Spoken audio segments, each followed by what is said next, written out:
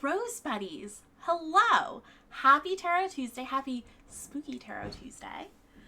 It is the first Tuesday of October, Spooktober, and I am in a shocked, excited sort of mood because my tarot zine, Cozy Wisdoms, sold out this morning. Last one got snagged this AM, and I'm super duper excited about that. All of my BBs have flown out into the world. They're going like all over the world, really, and I saw at least one international person who grabbed the zine, received it today, so it's actually traveling around the world super swift. Oh, the packages look so cute. Thank you. Anyway, I'm super jazzed about that. Hannah, thanks for coming. It's nice to have you. I'm like waving at the chat on the side. I'll wave at the camera. Hello. So that's really exciting. I still have a handful. So I was thinking for today's Tarot Tuesday, we would do a giveaway. Okay, hold on one second. I'm on my laptop on the side, and I'm going to open the giveaway. Oh, no. Okay, don't type #druidcraft. Let me double check. This is the technical difficulties part of the stream. We haven't had it for a while, and it was so unlike us. Okay, hold on. Giveaway open, #cozy. Yeah, okay. The giveaway is open. You can type #cozy, and I will be sending you a Cozy Wisdom zine. They are sold out, but I held onto a handful so that I could do giveaways for folks or give some for gifts. And this is fine for anywhere you are in the world, US or otherwise. So #cozy. And if you see any new peeps pop up in chat, I'll probably bring this up a couple times throughout the stream if I see anyone new chatting with us to remind folks. And then at the end of the stream, I'll pull, I think 2 names. I'll grab 2 names because we can give away 2 of them. So thank you everybody for joining. We are going to talk about symbols today. But first, I wanted to talk about the Halloween marathon that Dusty and I are doing all month. Yesterday, I talked about our watching Hocus Pocus and Nightmare Before Christmas. And I'd seen Nightmare Before Christmas like a million times. But Hocus Pocus was my first time, and I freaking loved it. It's such a good movie. I can't believe I didn't have that as part of my childhood. But I will definitely be watching it every year. But last night, we watched Over the Garden Wall. Yes, Broxette, it was my first time watching Hocus Pocus. And yesterday, both my and Dusty's first time watching Over the Garden Wall. And so it's technically not a movie, it's a cartoon. They were 10 very short episodes that aired on Cartoon Network. I think in 5 parts, like double episodes. Anyway, that was life-changing. Over the Garden Wall is like a masterpiece of animation. The tone of the show, I'm not going to talk about it too much because I don't want to spoil it for anyone who hasn't seen it. And if you haven't seen it, you absolutely should watch it this month for Halloween. But like the tone is very like spooky yet wholesome and like moody and nostalgic. And it's just... and whimsical. I totally get why a lot of my friends were like, Lisa, you have to watch Over the Garden Wall. You would love it. It's totally you. And the tune of it, at least, is very me. Yes, Broxette, that's perfect. It feels like Alice in Wonderland meets Spirited Away meets Ichabod Crane. Totally. Oh, it's just so good. And then once you've watched the whole thing, I really want to rewatch it, but I'm debating if I want to save rewatching it so that it feels so special when we watch it each year. But I have been watching tons of YouTube videos, like theories or videos about why it's so amazing, or videos about the 126 details you didn't notice in Over the Garden Wall. And I'm listening to them in my downstairs office in the basement, and I can hear through the floor that Dusty's also listening to the same sorts of videos. We just both loved it so much. I was very moved by the whole show, and when it was over, even Dusty was like a little bit in tears because it was so good. Yeah, if you haven't seen it, please watch.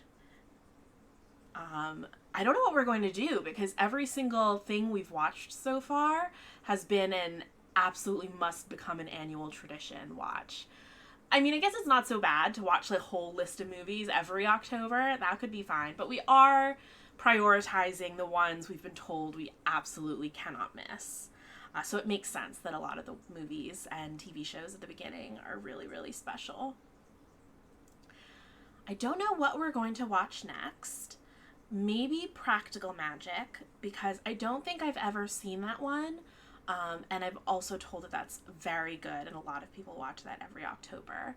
Alternately, we might watch The Craft, because that's a favorite from my childhood. I remember watching that a lot in middle school, and Dusty has never seen it, and I'd like for him to watch it so that he can potentially watch the new one, The Craft Legacy, that's coming out this month with me. And then, goodness, what else was on our list? We might watch Beetlejuice, because I don't remember if Dusty's ever seen Beetlejuice, but I haven't seen it in a very long time and don't remember a lot of it. Rin Marigold in chat says, Practical Magic and The Craft are incredible. Sleepy Hollow is always a good choice. How scary is Sleepy Hollow? I'm very easily spooked, so I can't watch scary things. I'm a little better than I used to be as a kid, especially if it's older movies where the effects and everything aren't quite as like frightening or realistic as they would have been when they originally aired. Not scary at all? Awesome.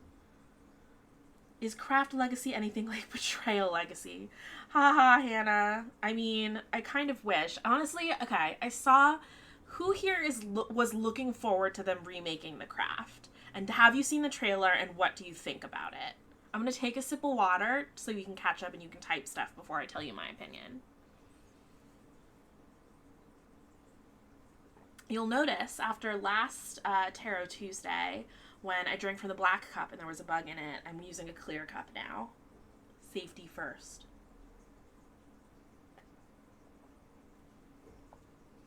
Okay, so I was very excited that they were redoing The Craft or making a sequel or whatever they were going to do when I first heard about it. Because I knew they were going to diversify the cast, and seeing a much more inclusive looking coven was very exciting for me. And I just felt like there were other things that they could update, and that movie is just so classic to me. I've seen it a bunch of times, and it really influenced my interest in the occult when I was in middle school. Rin says, yeah, Glub Glub Bub says, no, the first one was so good, why mess with it? Rin Marigold says, I'm always hesitant when my favorite thing gets remade, but I usually give them a chance. I never watch trailers for anything. You're right that, Rin, you might want to do earmuffs if you don't want to hear my opinion then. If that's gonna not give them a chance or whatever. Because, okay, spoiler alert, it's not super great, my opinion. You're okay? Alright, good. I guess Glub Glub Glub kind of hits the nail on the head. Like, it was so good. Like, why would you mess with it? And I was so optimistic and just excited for more witchy movies. And I watched the trailer, and it's hard for me to tell whether the trailer is doing the film itself justice. But the pacing of the trailer was weird. Like, I think our country does a lot of things super wrong.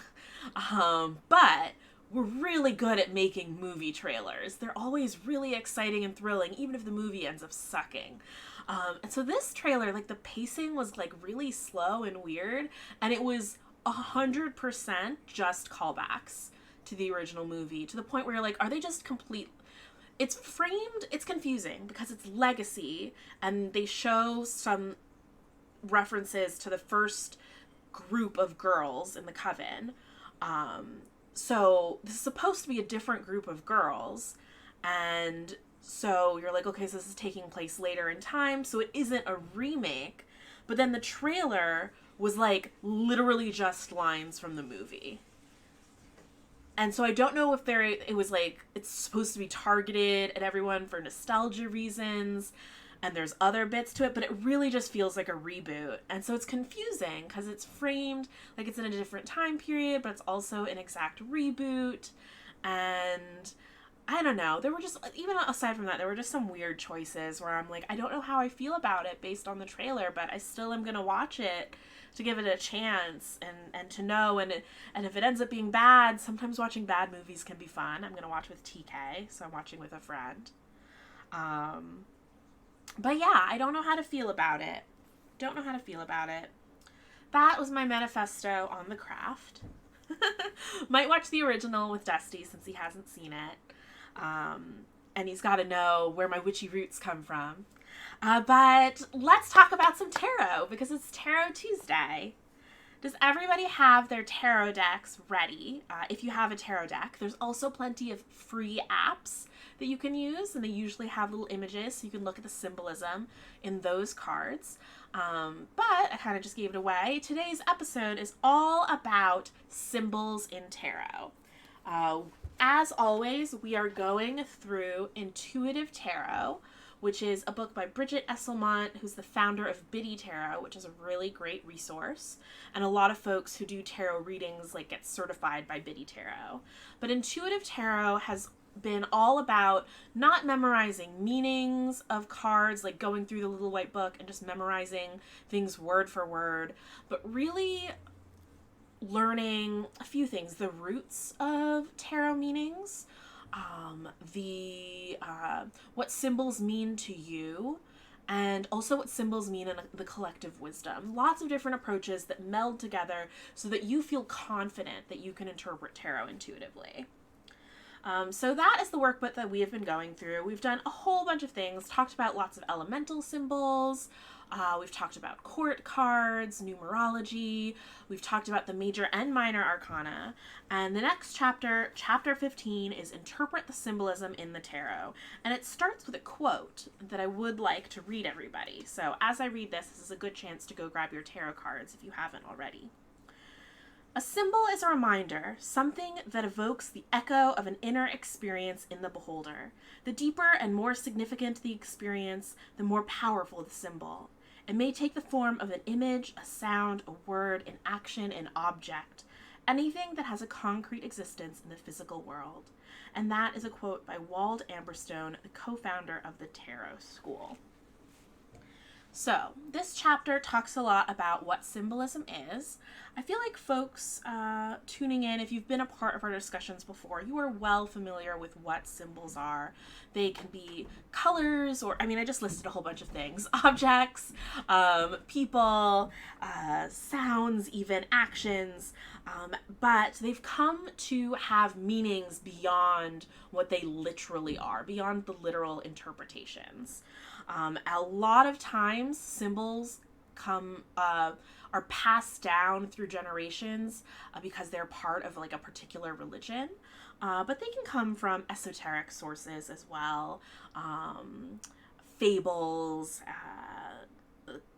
even just literature in general. Symbols can often be repeated and used in the same way, and they come to mean something.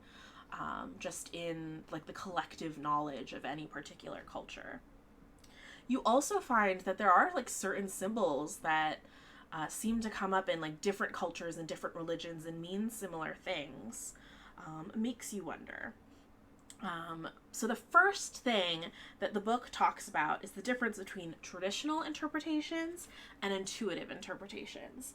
So traditional interpretations are those passed down meanings that I'm talking about. They are passed down over generations through various stories, whether they're tied to religions or not. And they become part of this collective wisdom. So their meanings don't vary from person to person, tarot reader to reader. They mean one particular thing. So because they mean the same thing to so many people, they get used in a lot of different tarot decks, or there can be very strong symbols which can have multiple meanings, but everyone's aware of those multiple meanings, and so they can be used in different ways even in the one tarot deck. And having a knowledge of those traditional symbols can make reading easier. I don't know if that's the right word. Can make you more confident in your readings. You can recognize when someone is using a symbol in a very traditional way. Oh, hey, Chrisicon. Thanks for joining us. We're talking about tarot symbols today. We're also doing a giveaway for my tarot zine. So if you want to enter, do hashtag cozy in the chat to enter that giveaway. Intuitive tarot or intuitive symbolism is not quite the opposite, a little bit the opposite. But instead of being part of the collective wisdom, intuitive symbols are symbols that are taken from your personal experience. An example that the book gives is that circles in traditional symbolism can mean like a cycle or something that continues through different phases just over and over and over again. But maybe a circle to you reminds you of, say, a wedding band, and to you a circle means commitment and protection and security.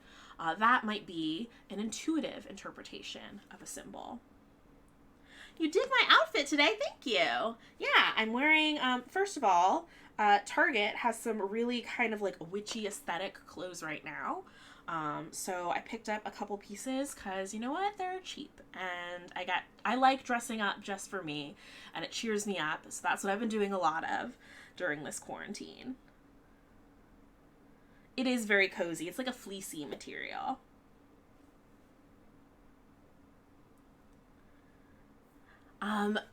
With that about intuitive symbols, I'm wondering if anybody in the chat has a particular symbol that they see come up a lot in literature or in tarot cards that means something in particular to them. Like they have an anecdote or a story or a memory tied to them. If sounds and different types of sights can be symbols, I feel like smells could be as well, and those are very tied closely to memory. So you could throw out an aromatic symbol as well. I'm trying to think if I have anything. I know that like eyeballs are a symbol that I really, really gravitate to. And I don't know if my personal interpretation is very different from traditional interpretations. I associate eyes with, with like, sort of like the evil eye. Like eyes are protective. They watch your back. Sahanarar, thank you so much for subscribing, helping us with that October sub goal. I'll do a little finger dance. Thank you very much. Ooh, you used your Prime subscription. Yeah, if anyone's still sitting on their free Amazon Prime sub, please throw that my way. I would love that. That would make my day. So eyeballs. So to me, they're really protective. I know they're like they have a particular look when they're the evil eye, that sort of like blue circle eye with the white eyeball and a black pupil. But to me, like any sort of usually simple eyeball means that same thing to me. I'm actually surprised. I have a lot of tattoos, and I'm trying to think if I have an eyeball tattoo. I have so many I can't remember, but I don't think I do, and that's really surprising to me. Yeah, Dusty, I feel like they watch over me. So that's a symbol that kind of resonates a lot with me. I don't have a memory that I can think of that goes with that. I've just always been really into eyeball symbols.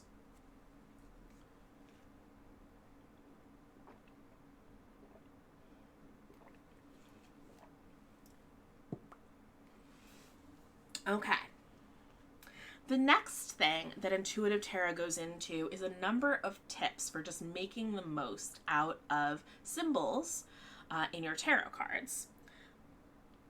Oh, what's Chris saying? I have a skull tattoo, symbol of ball, and I'm planning on asking Merkul soon. Oh, that's really cool.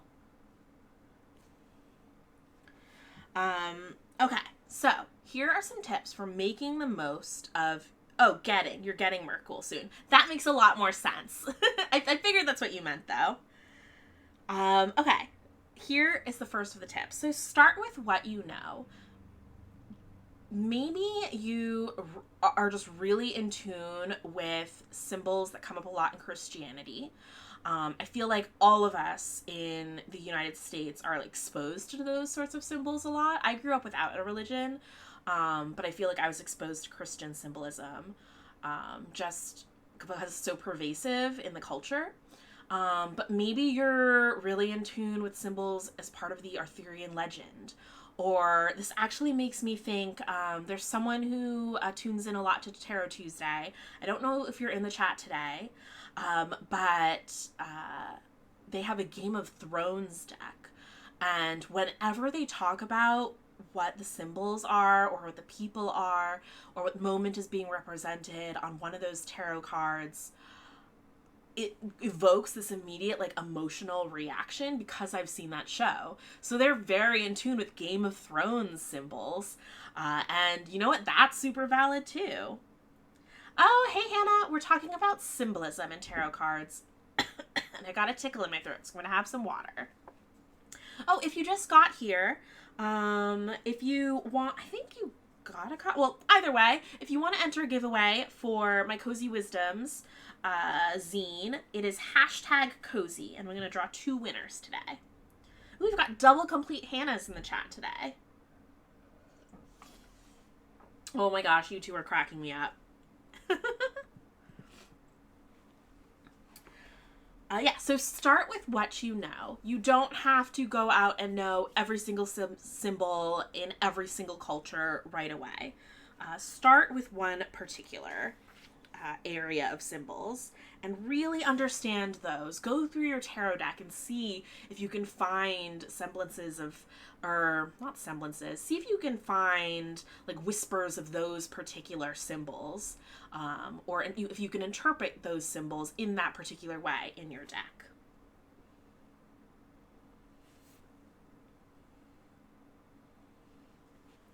All right. So once you've started with symbols you're really familiar with, you could research some really common symbols. What's nice about this book, Intuitive Tarot, is that in this chapter, it actually includes just a tiny couple pages encyclopedia of commonly used symbols. So things like angels, castles, circles, it lists colors and their meanings, lights and lanterns, the moon, all sorts of symbols that come up in a whole bunch of tarot decks. So I would probably start by going through my tarot deck and seeing if in different cards, different things pop up a lot. The moon in the tarot decks that I have, this stack, well, this tiny stack here is my eyeballs stack. But this stack, I pulled a bunch of cards that have the moon. We'll probably start with that one because there's so many and because I feel like people are familiar with the moon. What book is this? This is Intuitive Tarot. It is by the creator or founder of Biddy Tarot. And it's a workbook where you go through, and there's lessons for each day, but I've been doing a lesson or 2 a week. And it helps you learn to read tarot intuitively without having to reference, because you are more confident in your intuition and you just kind of absorb a lot of knowledge and a lot of things that are common to any tarot deck. Okay, so that is researching common symbols. So after you've learned a lot about traditional symbolism, you can turn your focus to intuitive symbolism. So the next tip is explore your personal connections with the symbols. Maybe you see a common symbol that's like a thread throughout your tarot deck, and just sit with that symbol and start writing down everything that means to you. Ooh, I really love this example here. And this actually reminds me of Friday. If you've listened a bit to other Tarot Tuesdays and know how Friday and I have like different approaches, different cards we find comfort in, and different cards that we're a little bit terrified of. So a castle, for example, traditionally means safety. It's this like enormous, insurmountable fort that is protecting you. But someone, maybe Friday, will look at a castle and think, oh, well, I love my freedom. These castle walls are actually oppressive. And so for them, the castle is a very different type of symbol. That's where your intuition comes in and your personal connections come into a tarot deck. This isn't one of the official numbered tips, but later on in this chapter, near the end, Bridget writes about how if you're doing a tarot reading for someone else, whether it's a client or a friend, don't be afraid to ask them questions about the symbols that pop up.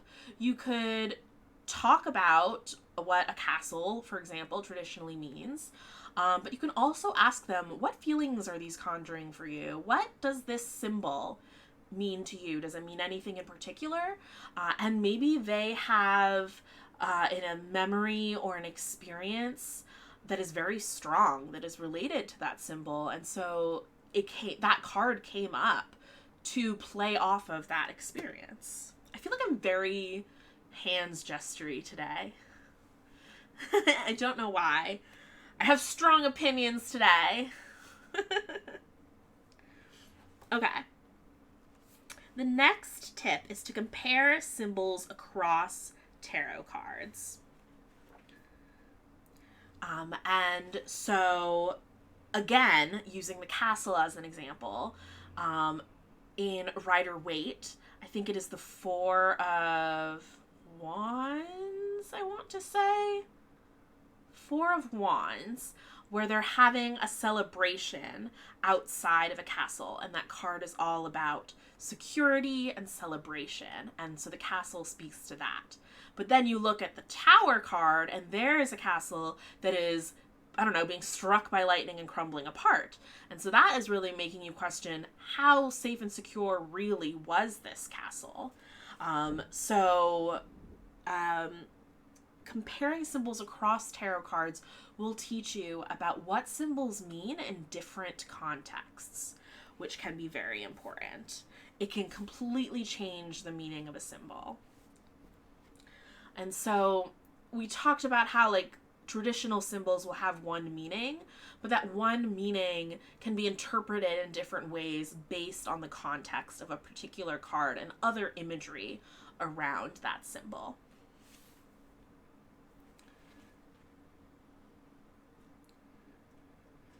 Okay, so we talked about where you start with what you know. The next tip that Bridget has is to read widely. So once you start to feel like you really have this mastery of these symbols, you feel really comfortable with them, start to branch out.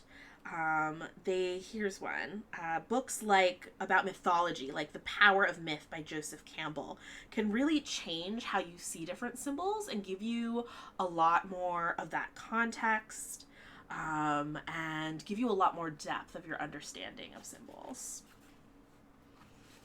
And then our last tip, which is great tarot homework if you want it, is to create a library of symbols.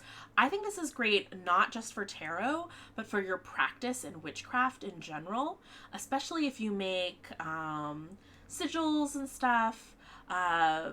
Maybe traditional symbolism can kind of play into how you inform, like, your shapes and your drawings for your own sigil craft.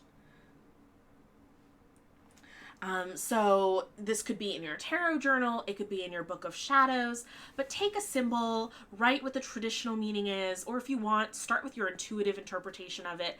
Do you have a strong memory linked to that symbol, or do you just want a stream of consciousness write about everything you can think of that reminds you of that symbol? It could be you read something in a piece of literature and, I don't know, that green light meant a lot in The Great Gatsby, and that, I don't know why you would start with a green light. That seems like really specific, but it's what came up in my head.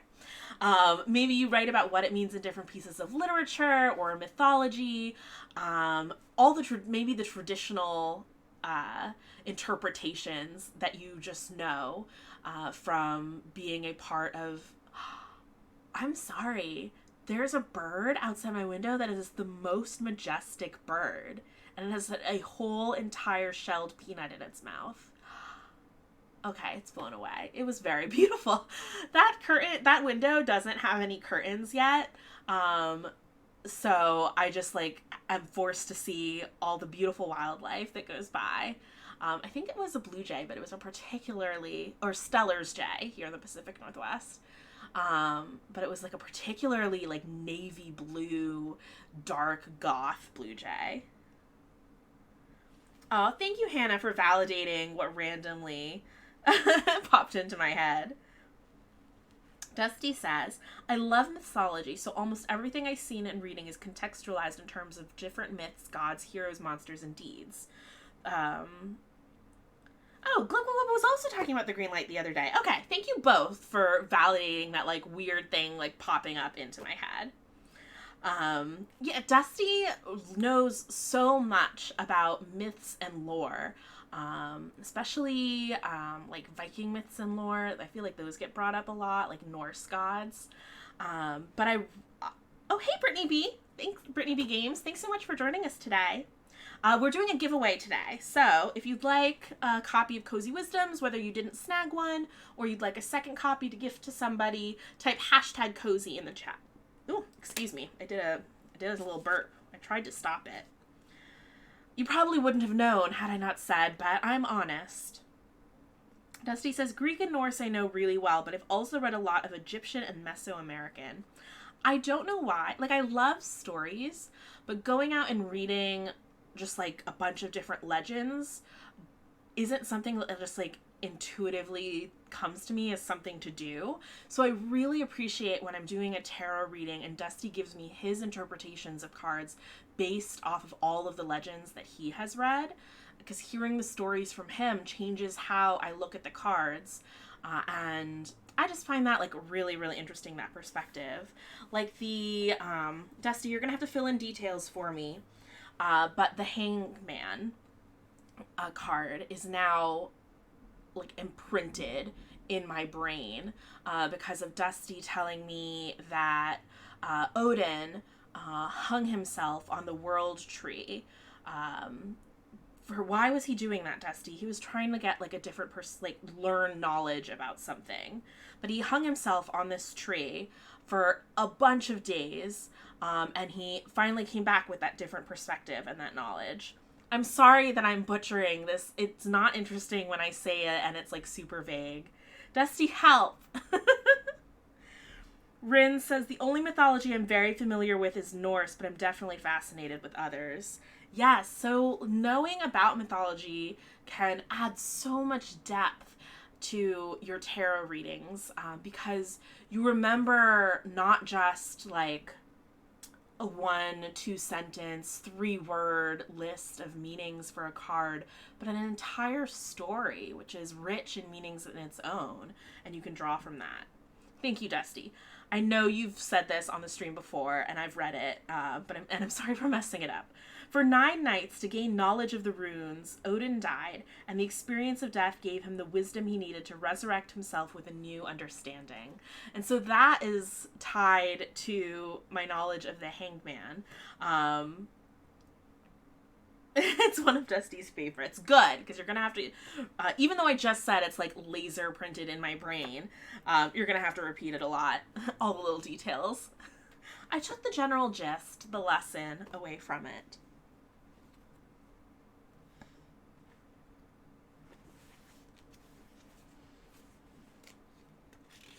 So, what I did for us today, it's a short chapter in the book. Oh, Brittany B says Odin did that? That's very interesting, and I didn't know about it. Yeah, so that was Odin, and that's how I think about the Hanged Man now. Dusty always sees the Hanged Man as surrender, new perspectives, and pursuit of wisdom at any cost. For me, it kind of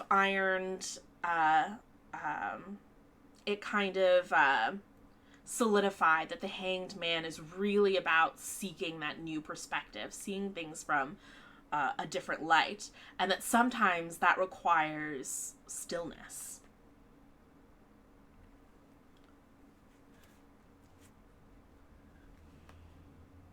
All right, I'm going to move a lot of our crystals that we have set out. And what I've done for us, because it was a short chapter, but I wanted us to actually have something to, like, talk about and cards to look at, I went through a whole bunch of my tarot cards in different decks and pulled out cards with really similar meanings. We'll start with the moon, because I feel like I definitely want this to be interactive, and so you can tell me about things you're seeing in your cards, and I'll call those out. But I know that the moon shows up in a lot of decks, so I thought that would be a fun one to start with. And if you want to try and see if your deck has the symbols we're going to talk about today, the little stacks I have are the moon, snakes, the infinity symbol, and my favorite, eyeballs. So let's see. I think I might, there's like so many of these, like, look at this. I don't think I can put them all out. So I'm just gonna maybe do one from each deck. And, oh, maybe I'll do two for this one.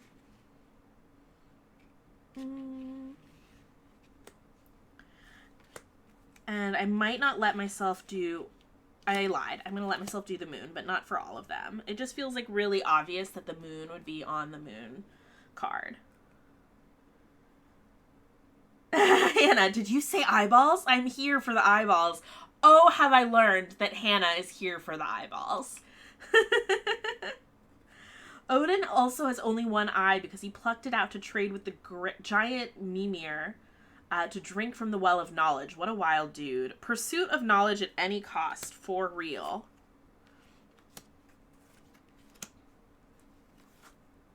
Let's put this little stack back here. Okay, there's a bunch of high priestesses that I'm putting out. The moon, I'm not going to list. Two of swords we'll keep. And this is just a moon on the moon card. Okay. Feel free just to shout out in chat if you find the moon on one of your cards. Let us know what it looks like. Is it a full moon, a crescent moon? Like, what phase is it? How much is it featured? Is it like... well, you'll get the picture as I start to go through some of my cards. So the moon shows up a lot in the High Priestess. Also one of my favorite cards, Rin. I only brought out two, but this, the way that it shows up is often this triple moon, like a full moon with two crescents. You can see it's used as a headdress for a lot of cards, especially those based off of the Rider-Waite tradition. We've got here my Forger's Daughter tarot deck. We've got the Modern Witch tarot deck. And we've also got Star Spinner tarot deck. And so here you have, she has the triple moon on her head. But you also have a moon and a sun. And these two pillars, which are also represented here, although they don't have a moon and a sun there. And you just have the moon, but then you have some night creatures here. So what do we think, how is the moon interpreted on these High Priestess cards? So to me, I feel like, oh, there's also this crescent moon here. I didn't notice this on her throne or her chair. So to me, the High Priestess is very much sort of like a messenger. Not a messenger is the wrong word. The only word I can think of that's close to what I want to say is like ambassador, but I don't think that's the right word. I know there's a more perfect word out there, but I'm just going to say ambassador, and we're going to be nice to me about being bad at words today. Conduit. Oh, Dusty, thank you. She's the conduit of the between night and day. I know the raven isn't the symbol we're talking about, but a raven kind of can live both in the night and the day. Owl is more of a night animal. But she lets you kind of delve into that subconscious, that sort of mystery under the surface. And to me, that is what the moon represents here. And we should probably actually look up the traditional meaning too, before we kind of start like intuiting stuff. I know that's included here. Okay. The moon in our intuitive tarot book, in our little symbol lookup, is the moon is a feminine astrological symbol of the subconscious mind. It can also reflect hidden influences and forces present in our lives, just as the moon moves the seas and oceans through the tides. Yes, Dusty says the two pillars is kind of tied to that interpretation that I had. And it's also very common in Rider-Waite decks. Both of these are in the Rider-Waite tradition. But you can see that cards can be in that tradition, but have completely different visual styles. I would say this Modern Witch deck is the closest that I have to looking like the Rider-Waite style of art, but it is certainly not the only Rider-Waite influenced deck that I have. So these are specifically High Priestess cards. Here, the moon is showing up on my card representing temperance as well. And I will say that I didn't pull every card that has the moon.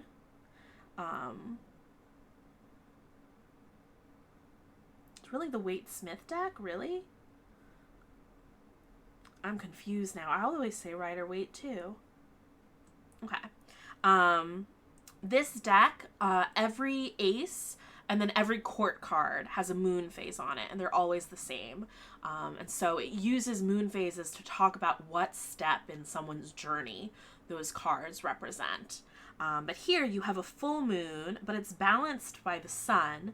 And so here it really feels like it's here to represent a balance. You have two like opposing symbols, and that is why it is there.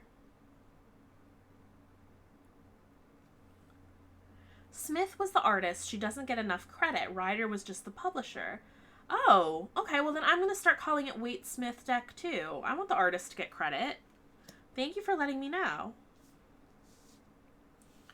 The rest of these cards have just like a little crescent moon. Some of them are waning, some of them are waxing, if we think that that matters.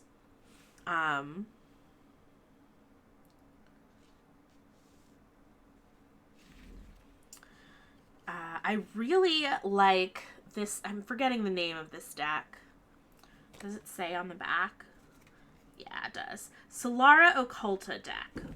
So this is the Solara Occulta deck. It's also in the Rider-Waite tradition, but you can see the style is very particular, very different.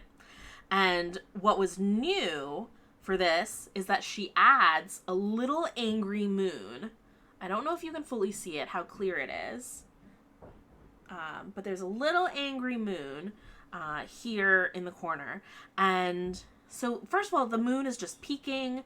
It's in this little dark section. She could have just drawn like she could have made the entire sky a dark night sky, or she could have had the moon just like a black outline instead of a white outline on black.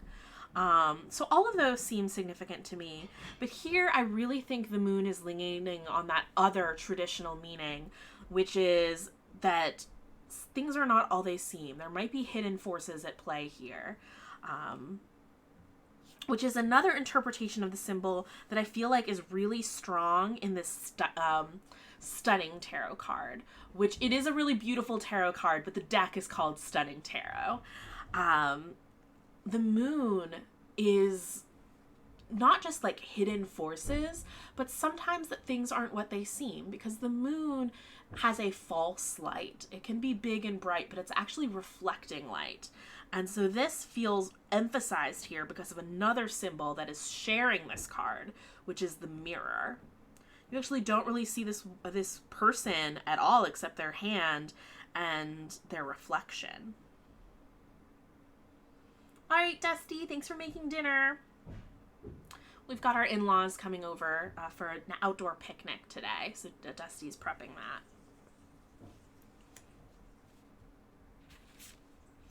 Similarly here in this Nine of Swords, you're seeing a crescent moon, and again, you're not seeing the whole thing. It's just kind of peeking, sort of like it was in this card, but it's not as grumpy here. And that kind of tells me that it's kind of hinting that maybe there's other forces at play here, or maybe even that things aren't what they seem. Maybe things aren't as dire as they seem. That's kind of an intuitive interpretation for me. Similarly, I see that adds some meaning to this Two of Swords here. Two of Swords is very much a decision-making card. A decision has to be made. And you better make it quickly because your option to make a decision might be taken away if you don't act quickly. But I feel like this moon is sort of a warning that the choices that you have might not be quite what they seem, so you have to be discerning. I'm going to give myself a little hydrate break.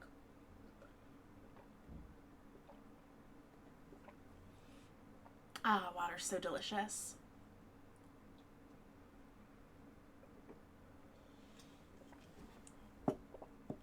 So those are all of my moon cards. Well, the ones I didn't pick were just like lots of cards that were the moon. Well, if we look through them quickly, moon, big and bright, not centered. Interesting choice. Another moon, big and bright. You can see both the crescent and the full moon here. Another big, bright moon. Let's see, any more moon cards in here? One more, big and bright. And you can look at the two that are in the Rider-Waite-Smith tradition. And you can see, now you can start to see, even though the styles are really different, where that, I'm going to guess the Rider-Waite-Smith tradition also has this moon to people or creatures, some creepy thing in water in front of them in a stream. Because you can see that they really use that same format. And that is the moon. What did people think of those cards, those interpretations? And did you see anything different or interesting in your tarot deck when we talk about the moon?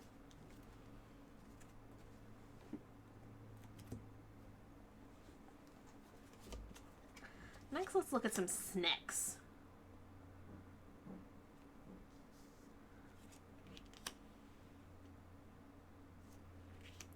Here are just some snakes all in one deck. We can maybe start there. And let's see if snakes are in our little dictionary here. Serpent/snake. From biblical origins, the serpent is a symbol of temptation and secrecy. It also represents wisdom and knowledge. Okay. That is really interesting to me because that is not what I associate snakes with. I suppose had I thought about, if I were sitting and doing a stream of consciousness journal entry about snakes and what they mean, I would hope that I would remember just the stories in the Bible and connect snakes as a symbol for temptation. I don't really associate them with wisdom and knowledge. I do really associate them with transformation, shedding their skin. Also with being extremely cute. I just really like snakes. So here is all that Solara Occulto deck. But three very different cards, the Eight of Swords, the Two of Cups, and the Devil, all of them with snakes in their imagery. Here, snakes are being used in place of chains. So snakes are binding them. This is the Devil card. So I would lean a lot on that temptation aspect of snake symbols.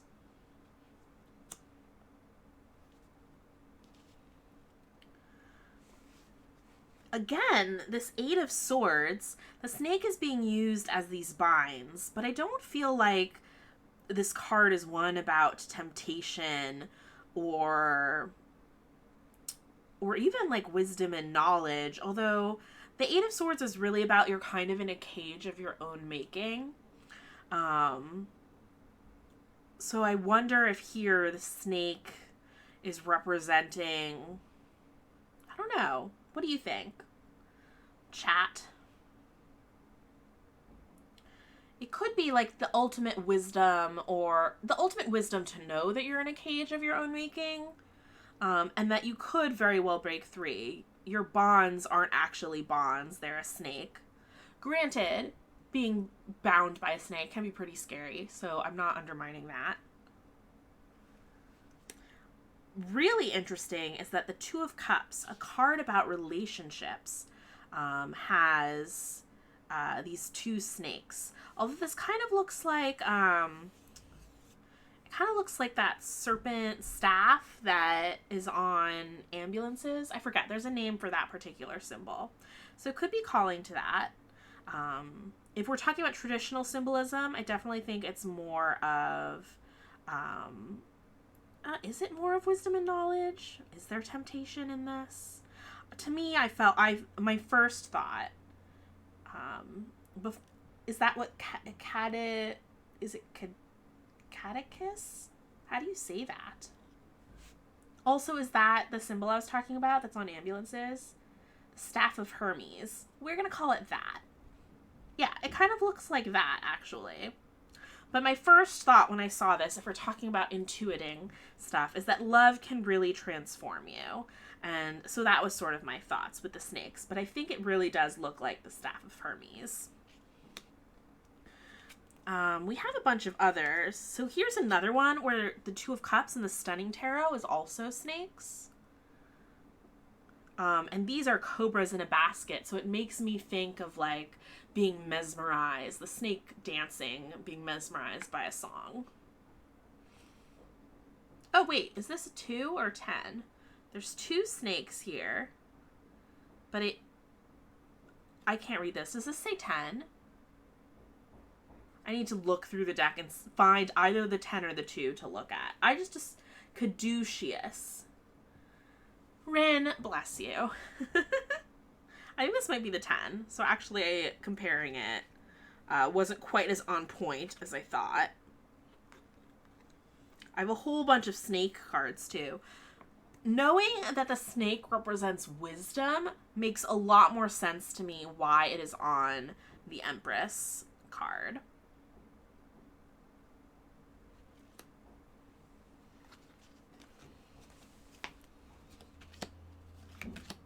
Ooh, here is a card that represents what my intuitive thoughts about snakes as a symbol are.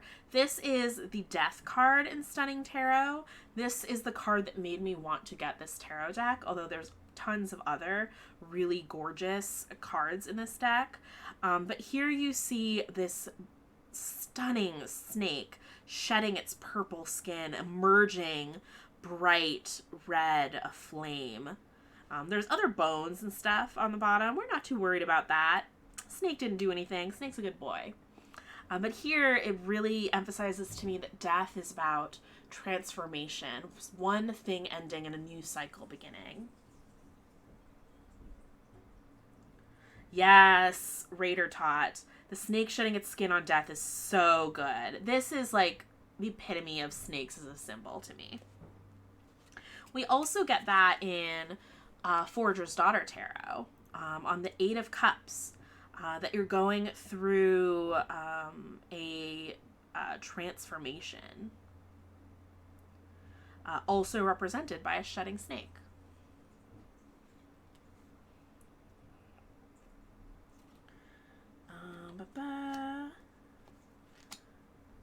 Here's another High Priestess. Or rather, that was the Empress. Here's a High Priestess with a snake. Which looks dark and galactic. And that makes me think of that like dark wisdom of the subconscious that the High Priestess unlocks for you. And you can see some moon symbols. We get a bonus double symbols on this. Okay. We also have here Judgment with the snake, but also intertwined. Oh, wait, no, it's 2 snakes. I thought it wasn't a snake. I thought it was like a vine, but it has eyeballs. All right, so there's 2 snakes here on the Judgment card, which can speak to acquiring the wisdom and knowledge to make judgment. I didn't understand why they chose snakes for this card, but now having read the traditional interpretation of snakes, it makes a lot more sense to me. So that is going to inform my understanding of this card. There we go. Lots of snakes. Does anyone have snakes in their tarot decks?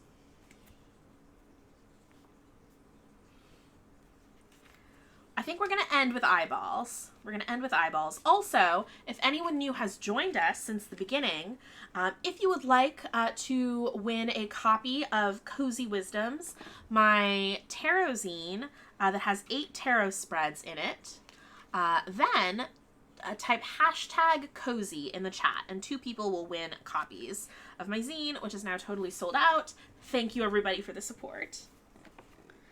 All right, here are our infinity symbols. I was going to say that there weren't that many of them, but there actually are a whole bunch. A lot of these are from the Rider-Waite-Smith inspired Modern Witch deck, actually. 4 of the 6 of these cards. Brittany B. Game says, the only time snakes would appear in my deck is only on the Ace of Spears and the 8 of Spears. Are spears the equivalent of swords in your deck?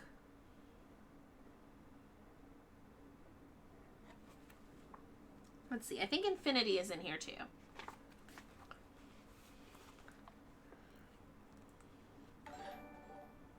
What? We have a raid! Thank you, everyone coming over from the Games Tavern.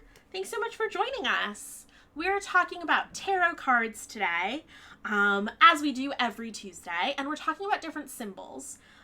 So I talked a little bit at the beginning of this stream about how to make the most out of symbols in your tarot deck and different types of interpretations of symbols. And now we're just going through some cards in my various tarot decks and looking at the symbols. And how they can be interpreted in different ways. If you're going to stick around, then type #cozy if you'd like to enter our giveaway for a tarot zine that I wrote that has some tarot spreads in it.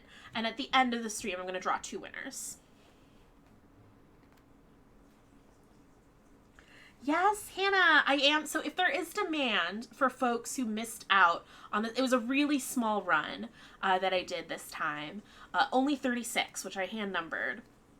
I'm thinking of doing another run, not hand numbered, but for Yule, so that folks can get them in time as little Christmas presents, Yule presents.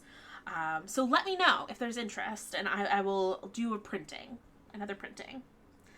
Hi, The Ardent. All right, so infinity symbols. The infinity symbol looks like a figure 8 on its side. It symbolizes eternal life and shows a harmonious interaction between the conscious and the subconscious. That's a very specific, not just harmonious interaction in general, but between the conscious and the subconscious. That feels like really specific and would make me think that it would show up on the High Priestess card, but I don't think I pulled any of that. Okay, but other cards that do have it, the Magician and Strength both had 2 cards in my various tarot decks with the infinite symbol. The Magician has it floating over their head. And eternal life doesn't feel like the right sort of interpretation, but I do feel like that's probably that harmonious interaction between the conscious and the subconscious.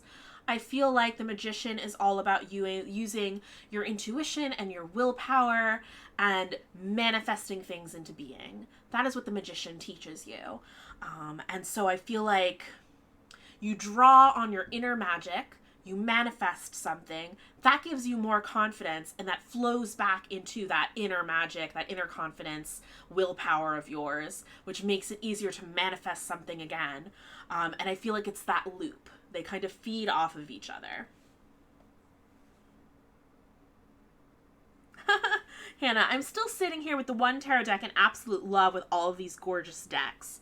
Yeah, I'm kind of glad that we got an exercise that lets me show more than just my Forager's Daughter deck.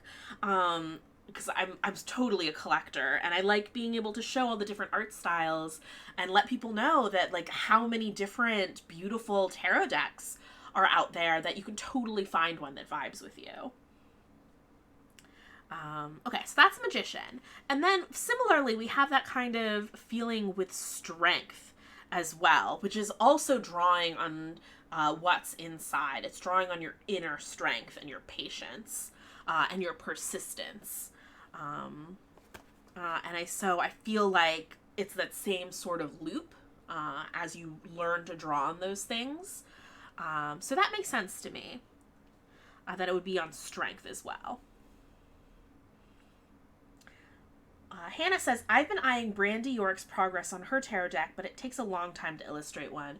Oh yeah, it does. I was waiting so long for Tarot of the Divine to come out, and I'm pretty sure I'm going to pick it up at this point. I didn't at first, because I was like, I have so many tarot decks. I've learned a lot about what specifically will vibe for me in a deck that is beautiful and really inspiring to me visually, but also that has the right sort of symbols for me to remember what the cards mean, and make the most out of my tarot readings. And Forager's Daughter is 100% it, so it's hard to want to pick up other decks. But the more and more I hear about Yoshi's Tarot of the Divine, the more I'm like, I'm pretty sure those stories and interpretations would stick with me. So that's what I'm going to pick up, probably. Okay. And then we have the World card, which has this little subtle, on the top and bottom of these laurels, this little subtle infinity symbol. And that, to me, is the eternal life and a harmonious balance. Just, gosh, everything in the World card. And then I don't know if it's a balance between the subconscious and the conscious, but the Two of Pentacles is in general a balance card to me, so I'm not surprised that the infinity symbol is there. Kind of like a yin-yang symbol, it has these two parts that are perfectly balanced, so I suppose if it's not a traditional interpretation of the infinity symbol, that becomes one that I intuit. So that's our infinity symbols. As y'all were going through your tarot cards, did you catch any infinity symbols in yours?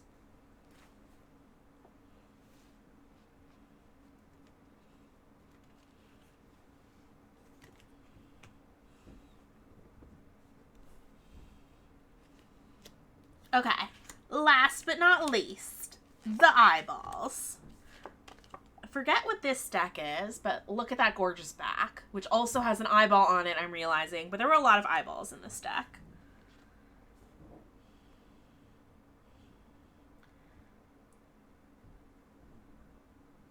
Those are some pretty eyeballs, says Brittany B. Hannah says, the pentacles have a lot of duality infinity symbols. They look great. Yes, Hannah, eyeballs, eyeballs, eyeballs. Okay, so this deck has a lot of eyeballs in it. And I don't fully know what they mean. I'm going to be honest, I don't know what they mean aside from looking really cool. So to me, eyeballs aren't in my symbol dictionary, so we're just going to put this aside. I'm going to guess that eyeballs in traditional symbolism have to do with stuff like the evil eye and being protective. Ooh, eyeball emote, please. We absolutely need an eyeball emote. Oh, Hannah, eyes are windows. Yeah. Eyeballs and windows overlap a lot. People say that eyes are like the windows to the soul. I also feel eyes as like extreme perceptiveness. So it makes sense to me that the Emperor would have a symbol with eyes, although these look like each of these little things on his card are symbols in themselves. So if it's a symbol that already exists, it's one I'm not familiar with. But it would make sense to me that the Emperor would be like king of sort of like perception and judgment. Ooh, so Hannah Roar says, I definitely associate eyes with, like, judgment and intrusion, and I think that comes from the cultural association with the evil eye. Very interesting. So here we've got sort of an Egyptian eye, Egyptian stylized eye for the sun, which I feel like probably has a traditional meaning that I do not know. I wish that I had looked it up ahead of time. The Two of Wands, though, is just more of a straightforward eyeball.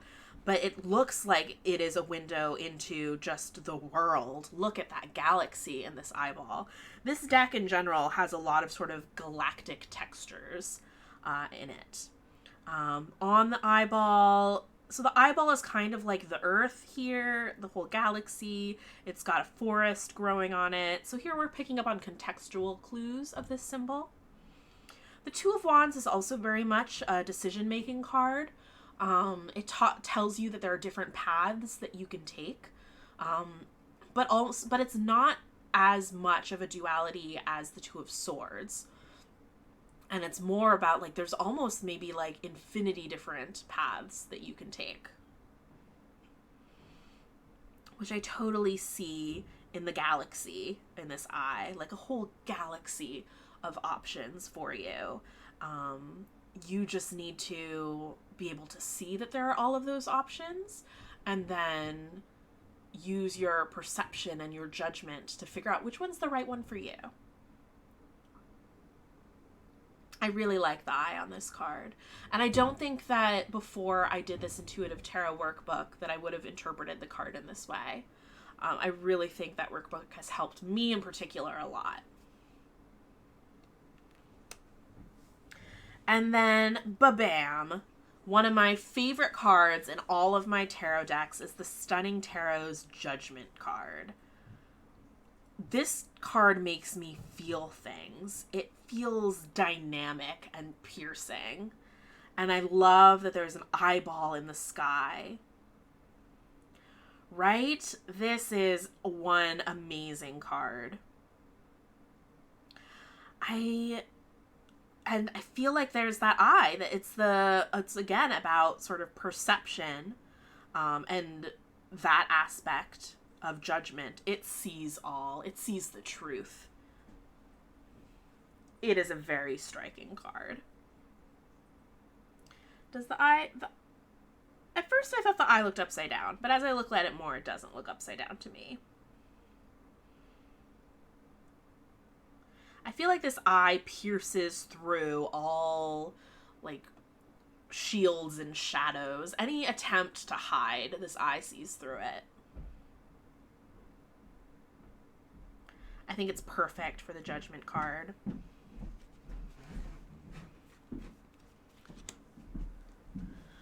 So what did folks think of all of those different little stacks, which I'm now going to have to organize and put back into my deck? Otherwise, it's going to drive me bananas. But what did folks think of those stacks of symbols? And that was just from me very quickly going through one or two decks, just flipping through the cards, seeing, oh, this symbol was coming up a lot. Okay, let me go through again and pull all the cards with those symbols and do that for all my other decks. And that was, like, pretty easy. I feel if you just have one tarot deck, or if you have one or a number of tarot deck apps that you use, you could take, like, screenshots of the cards maybe, so you can pull out the ones that have the symbols on them. But even just if you have one tarot deck, being able to see reoccurring symbols in that deck helps you understand that one symbol in different ways, in different contexts. It also helps you understand the story that your tarot deck is telling you. Oh, Rin says, I loved this. I only have one deck right now, so comparing it to yours was fun. I'm so glad. I found this to be a really helpful exercise. There are 2 homework exercises that this chapter gives. So let me... So one is to choose a common symbol from the tarot cards, like a castle, angel, or cloud, and then write or draw that symbol in your tarot deck. And then for 10 minutes, write everything that comes to mind about that symbol. It might be keywords, memories, songs, fairy tales, personal experiences, etc. Write whatever you want. Don't judge yourself for anything that you're writing. And then based on your brainstorm, choose 2 or 3 keywords based on your personal associations. And that way you start to build that symbol library for yourself. And then similar to what I just talked about, actually choose a new symbol or use the same symbol. Go through your deck and find all the cards that feature that symbol and ask yourself questions like, What are the similarities across the cards? What are the differences? How does the symbol appear in each one? Is it in the background, the foreground? What exactly is going on with that symbol and how it's being used? Are there other symbols shared with those selected cards? And also write all of that in your tarot journal. I used to have a separate tarot journal when I started this, and now I'm just writing everything in my Book of Shadows. I just find it really helpful to just have the one notebook for all sorts of magical things. So I've been writing things in here. But that was a really lovely Tarot Tuesday. I'm feeling like happy brain tingles right now from all of that, and I hope you all enjoyed that too. Let's take a look at the upcoming chapters to see what we talk about next. So there's interpreting the stories in the cards. I know that there aren't a lot of the Forager's Daughter Tarot, which has been my partner through most of this workbook. Through all of this workbook, it's been my partner. The one thing I don't think it really tells are many stories. There are stories that the artist tells in the little white book that help me remember the meanings, but the images themselves, the style, the Art Deco style of them, and that there aren't many recurring creatures throughout. It doesn't tell like sort of linked stories in that way, at least to me. There are other decks that are more storytelling sort of decks, so I might work with a different deck for this chapter, which is me starting to branch out, which is honestly a little bit scary. I've started to feel so comfortable with Forager's Daughter that the idea of now advancing, it feels like, to other tarot decks feels a little frightening to me. Maybe I'll use my Halloween tarot deck. That could be fun for October, and that's also in the Rider-Waite-Smith tradition. Yeah, so I might make up some stories about my tarot cards. Okay, so that's possible. And then also there's meditation with the tarot. Ooh, interesting. I don't know how I would do a Tarot Tuesday about meditation unless it's fun to watch me meditate, which doesn't seem fun. Or maybe I could write a guided meditation for a tarot. I don't know if folks would be into that.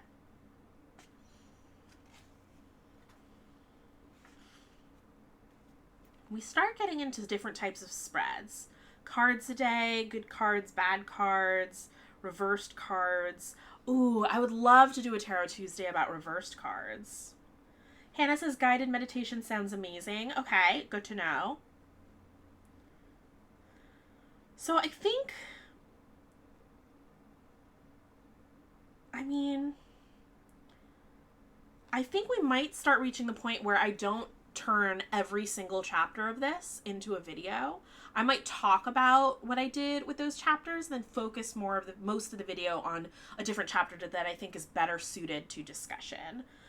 Or maybe we'll do a video that has like 3 mini topics instead of one big topic.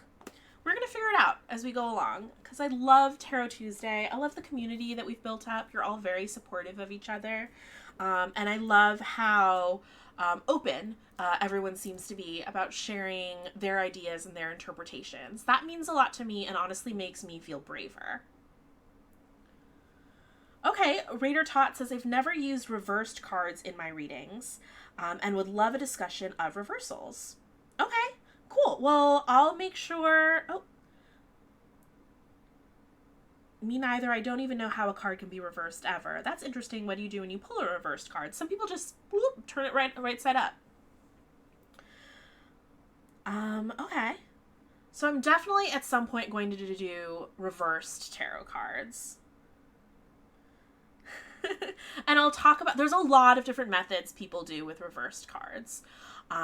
So I think I'll talk about those different methods, different things that I've tried, because I've tried different stuff.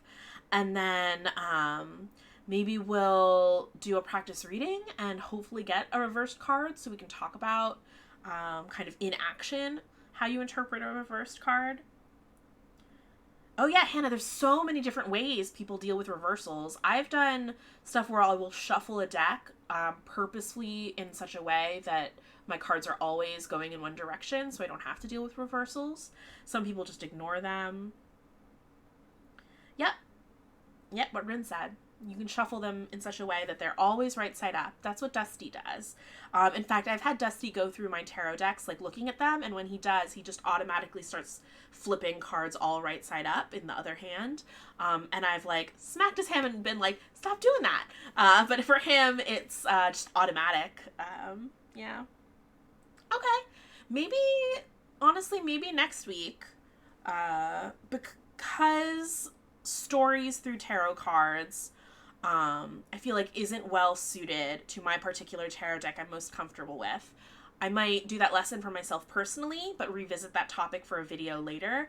But I would love to talk about reversals. So you know what? Next week, we're talking about reversals. That's what we're doing.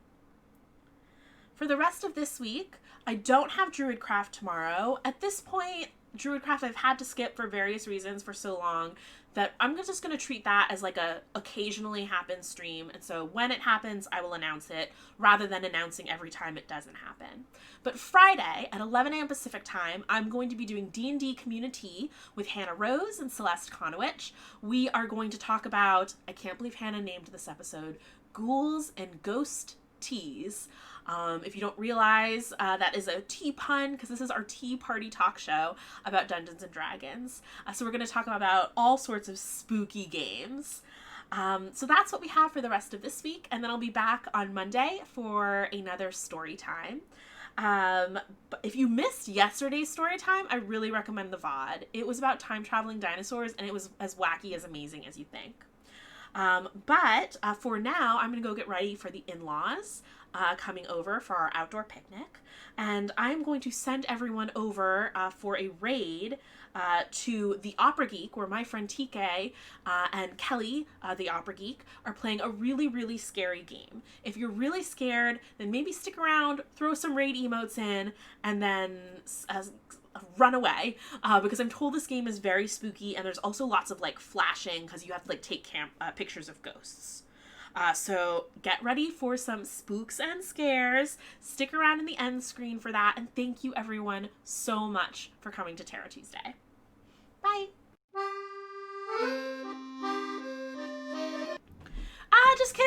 Just kidding. I forgot to draw the winners for the giveaway. I'm back. Okay. We're gonna draw two winners. What are the commands? Okay, I've got my laptop. Exclamation point, giveaway, draw. Giveaway, draw. Glub Glub Bub! Yay! Okay, Glub Glub Bub, send me a direct message with your name and mailing address, and I'll get that into the mail for you tomorrow. We're gonna do one more. Tiefling King, are you still here? Do the same. Draw, blur. Send me a direct message with your name and mailing address, and we will get that in the mail for you. Congrats, Tiefling King and Glub Glub Bub. You know where to find me. Get me those details. I'll drop them in the mail. And okay, now for real, stick around in the end screen, and we will do that raid. Bye.